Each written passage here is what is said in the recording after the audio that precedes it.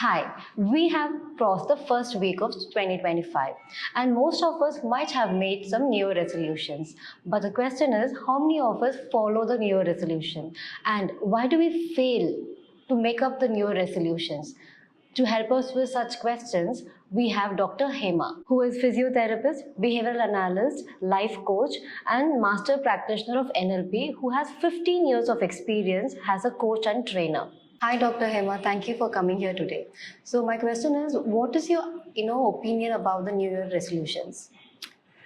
So New Year resolutions, usually people take an item like I'm going to start going to gym, or I'm going to make this much money, I'm going to be losing this much weight.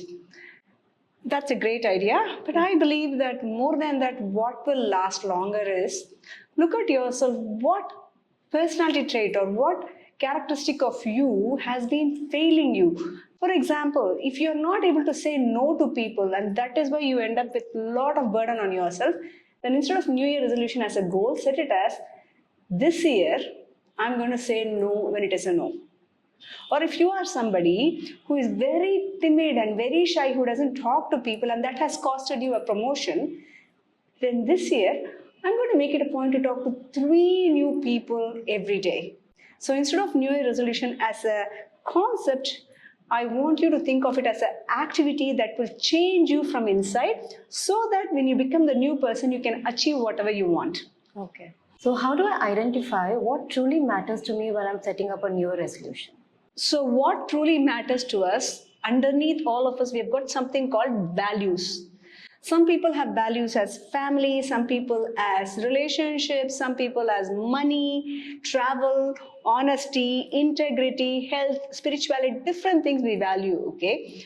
Whatever we do in life, if it is in alignment with our values, then we will live a very happy life.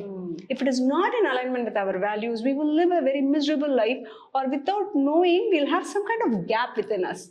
So what truly matters is identify what are your values, top 3 values, that's all. What are your top 3 values?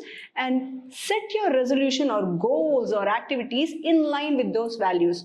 Now you can ask me, how do I know what are my values? These are the clues. Number 1, your values are the ones that you talk a lot about to everybody. Number 2, your values are the ones for which if you don't mind spending money, you will spend a lot of money but you don't care. Number 3, your values are the ones when you are involved in that, you won't look at time. So these are the things that will tell you what are your values. Okay. So Hema, how do I follow my resolutions based on the past year? For example, I paid the entire year membership last year, but I didn't join the gym. This year, I did the same thing.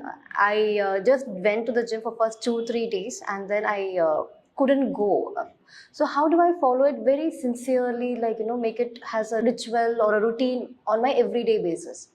Okay, so that's a brilliant question. A lot of times we have resolutions we don't follow through. Some of the reasons is it's not in alignment with our values, as I said before, or sometimes it's not a habit, it's a concrete thing. Everybody is going to gym, I'm going to go to gym. So you need to align it with who you are, what habits and values. The easiest exercise I ask people to do is look at last year and pick 3 things that you would call as your achievements that you're very proud of. Okay, and then pick 3 things that you did not achieve, you set out to achieve but did not achieve. And then the third step is write down the lessons you learned from last year. Any event, any experience you had, what were the lessons you learned? Now once you do this, that will give you an idea about what to set as New Year resolution. Okay, great. So I start writing the experience of last year. So 3 things that is your achievement, 3 things that did not work for you that you set out to work on, and your lessons, 3 lessons you learned in the last year. Okay.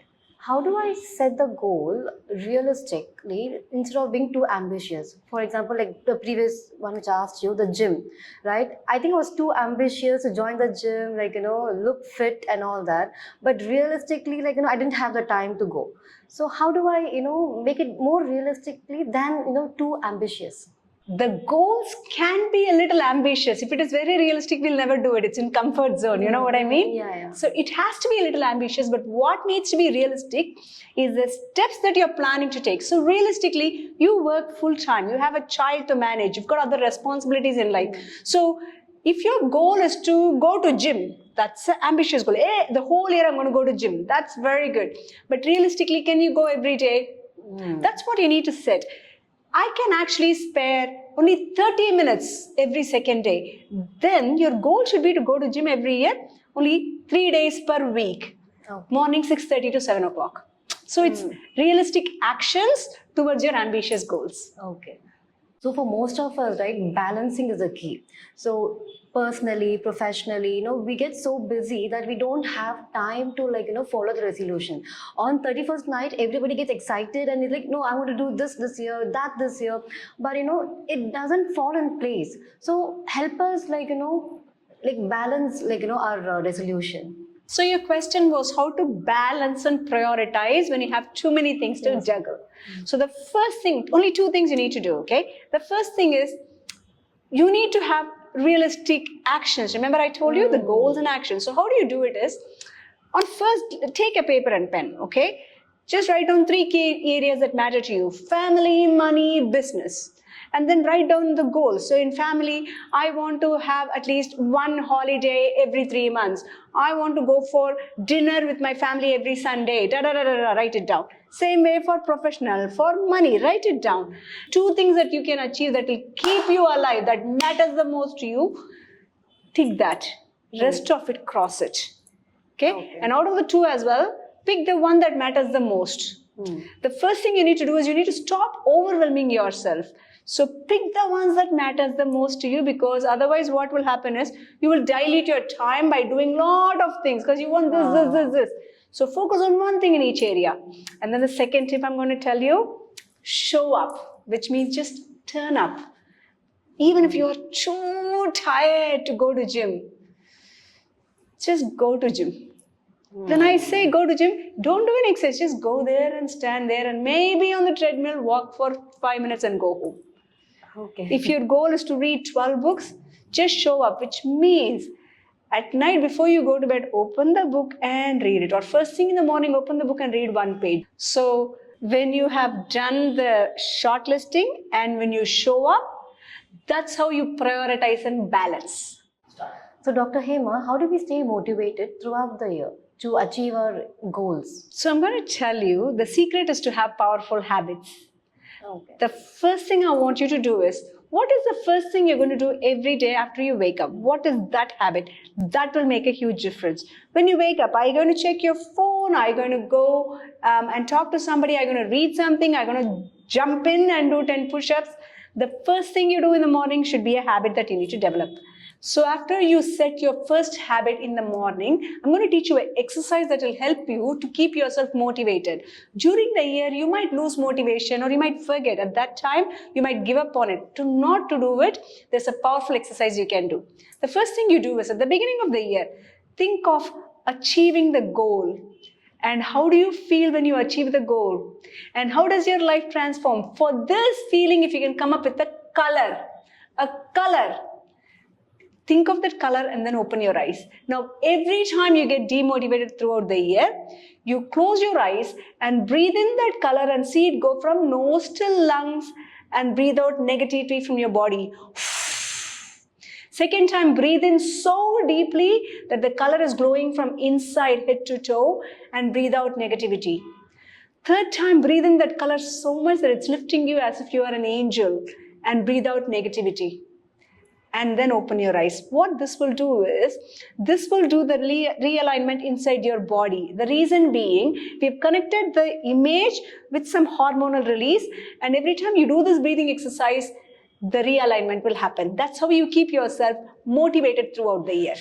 So telling the goals or resolution to others is a good idea, but I personally feel sometimes it hinders, your goals. So how do I, manage with that? So you are right. Sometimes people make fun of us. Arey, you said this, nothing is happening, you're useless, you always make this promise. I agree with you, okay? So I'm going to tell you a secret that you need to remember about friendship. There are 3 types of people we associate with in life.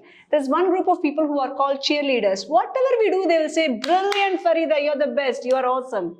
And there's a second group of people who will put you down for no reason. Whatever you do, anybody can do it. She was always show off. And there's another group of people who are thought provokers, who are not appreciating or depreciating, but they always see that you can do much better than who you are. And that group of people are very difficult to find. You can only find them in evolved humans, non-judgmental humans, mentors, coaches, or you can find them in books actually. Okay, reading books can do that. So what you do is in life, make sure that you are aware of these people, and whenever you come across a thought provoker, tell them that. Not your cheerleaders, not your dislikers, but thought provokers. Tell them, this is the goal I want to achieve. Do you mind once a month I have a conversation with you, and all I want you to ask me is questions relating to see whether I'm moving towards that. Okay. That's a very powerful way. I have a coach for myself. Okay. And I actually talk to the only thing they do is they'll just call me and ask me a few questions and I answer. There is no appreciation, no depreciation. It's all about moving forward. So please find good mentors in life and tell them. That will help you. So how can I build habits that support my resolution without relying on the willpower alone? The best answer I can give you for that is time management. But how do I do that is, I'll give you a formula to follow. Okay? Everything that we do in a day will come into one of these 4 boxes. The first box is anything that's important and urgent. For example, you have to do something within this time. That becomes urgent. There's a deadline. Okay? So those things you will definitely do. Okay. And there is something called urgent but not important, which means you didn't plan for it as important, but suddenly there is a crisis at your work. Wouldn't you go running even if you didn't plan for it? So they are like life hijackers. That takes away your time as well. Okay. Now 2 other quadrants. The third one is called important but not urgent. That's important for you, like these goals. It's important. You set it, right? But the deadline is very arbitrary. You decided the deadline. If it moves, there is no issue. Do you agree with me? Yeah. So that's another quadrant. The last one is not important, not urgent. It's just whiling away time, like spending time on videos and Netflix. You get me? So everything you do, all of us, everything we do will come into one of these 4 boxes. Important and urgent that we will do. Urgent but not important that hijacks us. But there is time left. In 24 hours in a day, around 10 hours goes in important and urgent and daily activities like bathroom, traveling and all. Okay? And this hijacking will take at least another 6 to 7 hours. Or at least 4 hours hijacking will happen. Then we sleep and we are only left with 2 hours hardly in our day. But you know what we do most of the time? We snatch time from important and urgent and but not important. And we spend it not important, not urgent, like Netflix and back-to-back binging. I think most of us do that. Yes. Yeah. So what I'm going to do is I'm not going to ask you to stop doing it because it gives you instant gratification. So do it. But every day, just 1 hour or at least 30 minutes of your time, write it somewhere and put it in front of your mirror.